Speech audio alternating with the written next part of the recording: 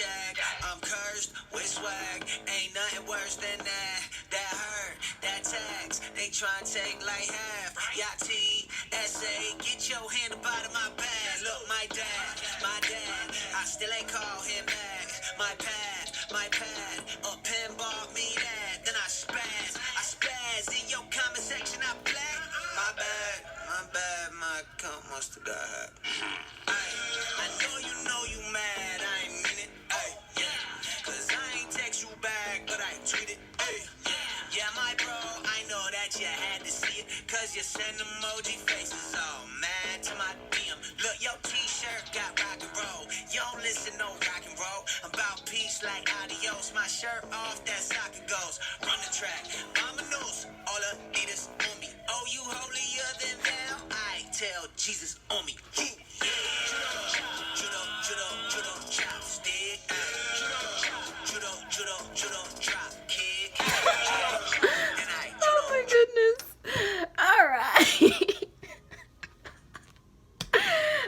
Okay. Something is clearly wrong with me. No, nothing's wrong with me. I just caught the spirit just now. That was all. But hey, guys. It's Marz here. I can't get over that. I just did that. Whatever. Anyway, so today we're going to talk. We're going to talk. All right. We're talking about, I was going through my notes, right? I often put a lot of notes down because I think I have a lot of notes more than a lot of other people because I have a brain problem. I'm convinced that this is worse than short-term memory. This is just no memory at all because I forget stuff so fast. Like, you'll tell me something right after you finish saying the last word, I'll forget. I promise you, I will forget. So, I was looking through my notes and I got to this one note from August 30th at 11:08 p.m. I must have been thinking deeply because I should have been sleeping at that time. But what my note said just shook me. I was like, dang, Marz, you thought of it? No, it wasn't me, it was the Lord. But the note says, the same effort we put in to make sure our outward appearance looks spectacular is what we should be doing for our hearts. Allow God to get to the heart level. And I was like, bruh, like, this is deep. So this is interesting because I was thinking about this a couple of days ago, and you know, we put so much effort to look good, you know, like when we're going to church, you know, we beat our faces. This is for the women, of course, because men shouldn't be beating their faces. You know, we beat our faces, make sure our hair is laid and slayed, make sure our outfits are on point, shoes, you know, on point as well, nails done, toes done. Everything has to be great, you know.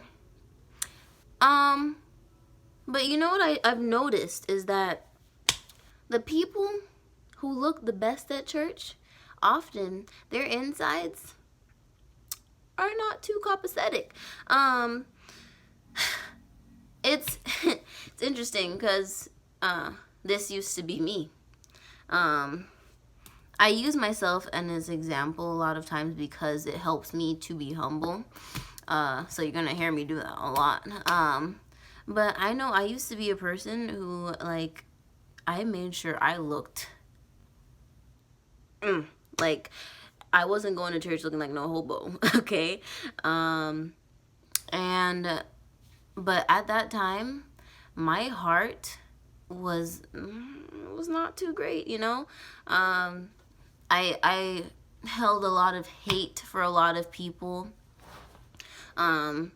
And I was very unforgiving. I wasn't kind. You know, if you mistreated me, it was doomsday for you, kind of thing. And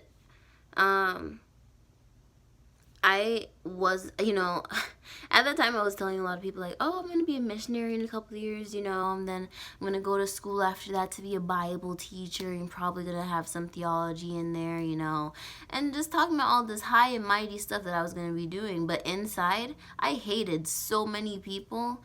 I wasn't even, getting close to God wasn't my concern at all. Like, not that I didn't want to, but it just wasn't my main focus. Like, I was like, I go to church, that's enough. I'm in the choir, I taught a couple Sabbath school lessons, that was good enough for me. I throw my tithe, So, but I wasn't allowing God to get to the heart level. Allowing God to get to the heart level is something so deep that the reason it doesn't happen is because not a lot of people are ready for him to do that. They're comfortable with their lifestyles. God, don't really touch my life because it's kind of good right now. I'm close but not that close to you, so I don't really have to follow all your rules because that would kind of mess up how my life is going right now. I know that's the way I thought because I'm like, man, life is just good. My friends are good. Everything was kosher. Everything was kosher. But I wasn't connected with Christ. And, a lot of us, we struggle with giving up things in this world that we hold on to, which is why God cannot get in here. We want to hold on to the friends because if we get close to God, we're going to lose these friends because they'll be like, oh, why are you acting like that? Why you're so godly and everything.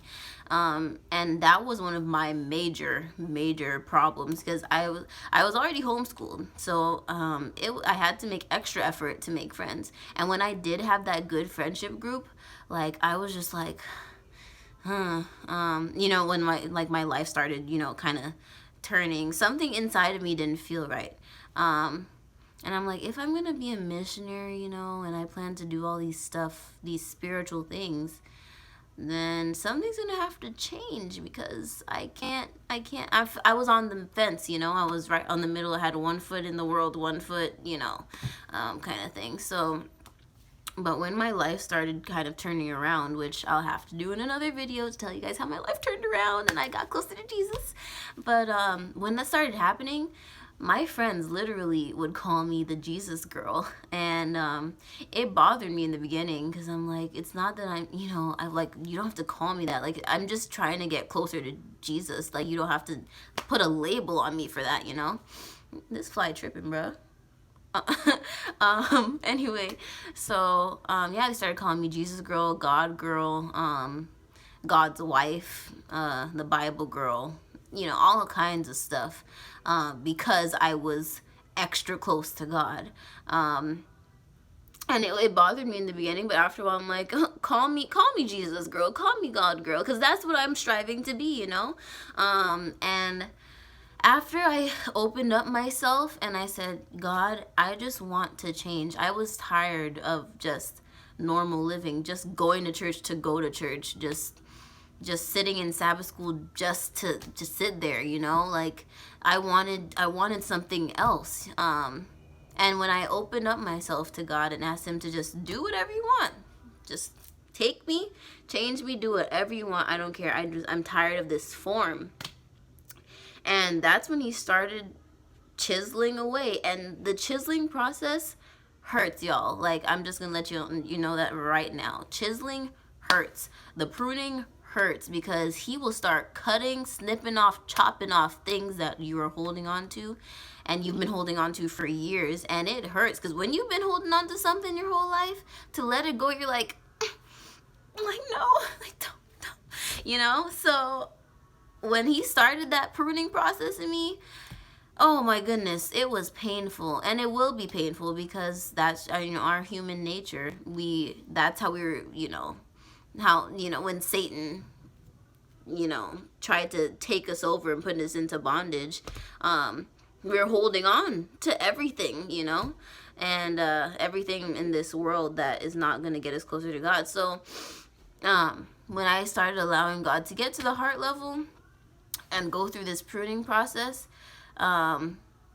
you'll see people drop left and right, and you have to be prepared. There's no way to really prepare yourself for it but asking God to just keep you at peace, and know that he'll provide new friends for you. He'll provide even, family members that you didn't talk to before, you'll start to get closer to, because they agree with your new lifestyle, your change, and you wanting to get closer to God. So basically what I'm trying to say to y'all today,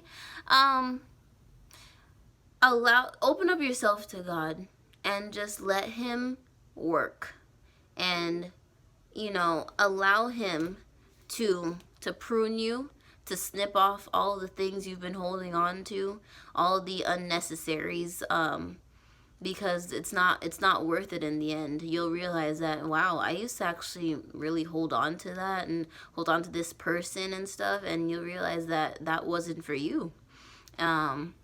So the amount of effort that we put into making ourselves look good wherever we go, whether it be to church, to school, just out with friends, let's make that effort to do that for our hearts.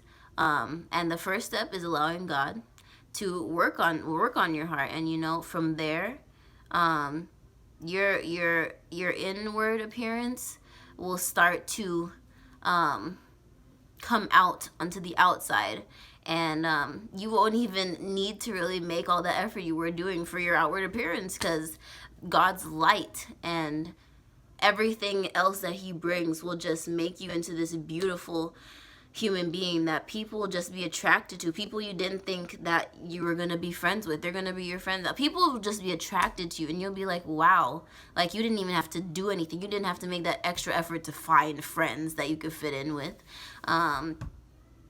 People will just be drawn to you because of God's light shining through you so brightly.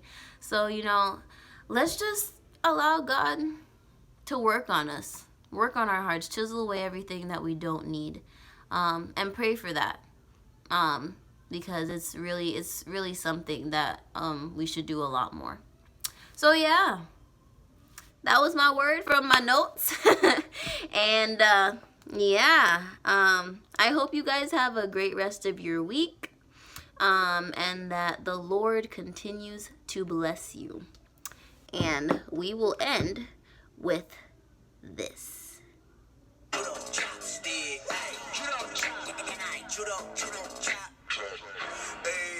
lo-fi, lo-fi, lo-fi, lo-fi, lo-fi.